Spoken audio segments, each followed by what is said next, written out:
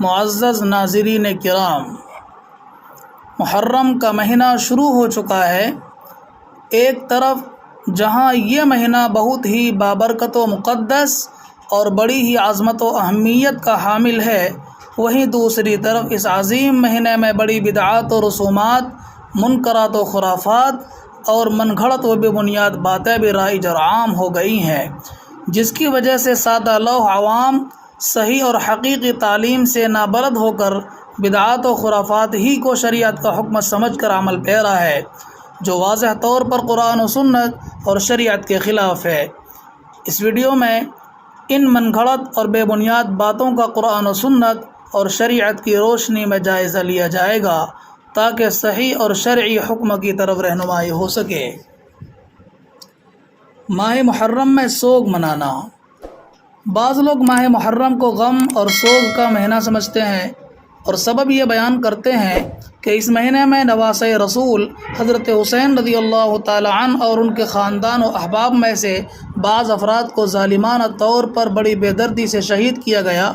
یقیناً یہ واقعہ نہایت ہی دردناک،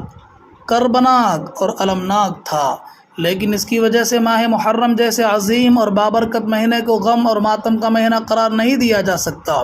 شریعت اس کی اجازت نہیں دیتی، ورنہ تو حضرت حسین رضی اللہ تعالی عنہ سے زیادہ افضل ان کے والد ماجد، داماد رسول اور ابن العم حضرت علی رضی اللہ تعالی عنہ ہیں، جنہیں 17 رمضان المبارک کو شہید کر دیا گیا تھا۔ ان کے یوم شہادت پر اس سے بھی زیادہ غم اور ماتم ہونا چاہیے۔ اسی طریقے پر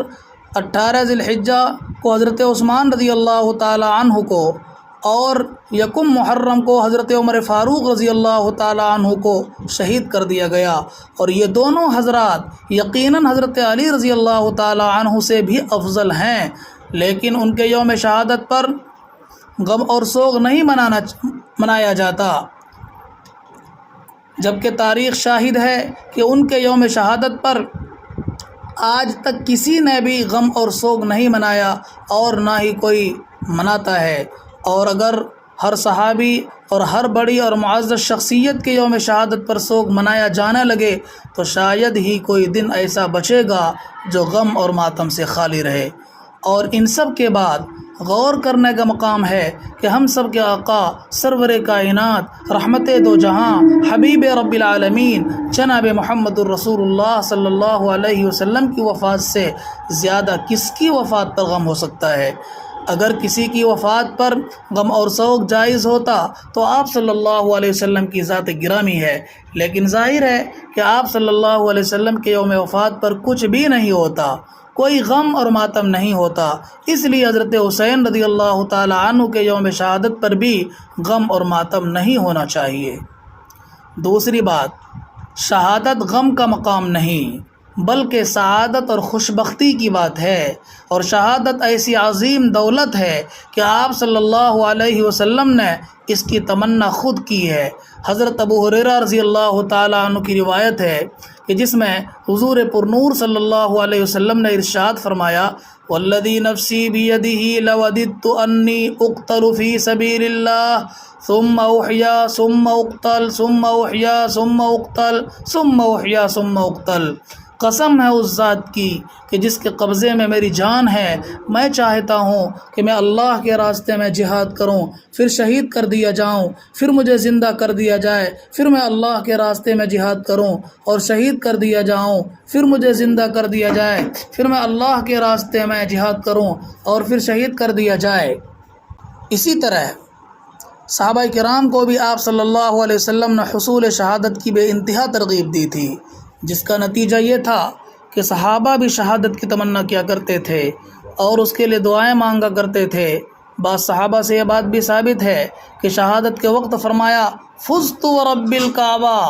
رب کعبہ کی قسم میں کامیاب ہو گیا۔ اور حضرت خالد بن ولید رضی اللہ تعالی عنہ جنہیں بارگاہ نبوت سے سیف اللہ کا خطاب ملا تھا، وہ ساری زندگی شہادت کی تمنا کرتے رہے اور اللہ کے راستے میں لڑتے رہے، لیکن اللہ کی قدرت اور شان دیکھیے کہ انہیں شہادت نہ مل سکی۔ تاریخ میں لکھا ہے کہ جب ان کی وفات کا وقت آیا تو پھوٹ پھوٹ کر کے رو پڑے، کہ میں آج بستر پر پڑا ہوا اونٹ کے مرنے کی طرح اپنی موت کا انتظار کر رہا ہوں۔ تو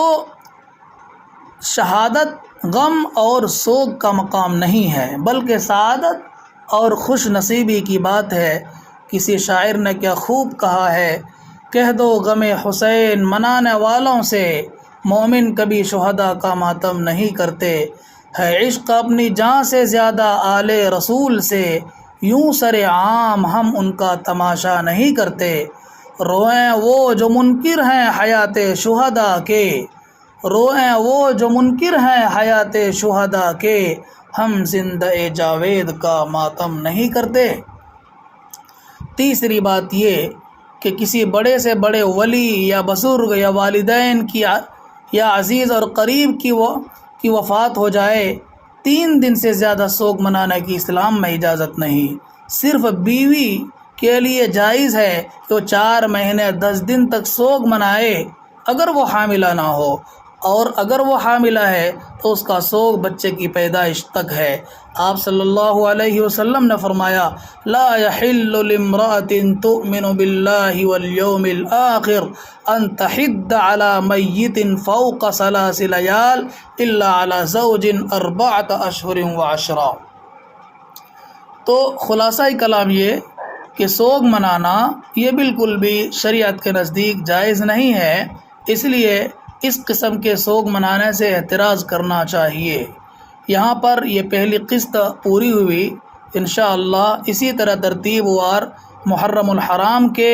جو خرافات اور بدعات اور منکرات ہیں ان کو بیان کیا جائے گا۔ اللہ تعالی تمام مسلمانوں کو شریعت مطہرہ کے مطابق چلنے کی توفیق عطا فرمائے۔ والسلام علیکم ورحمۃ اللہ وبرکاتہ۔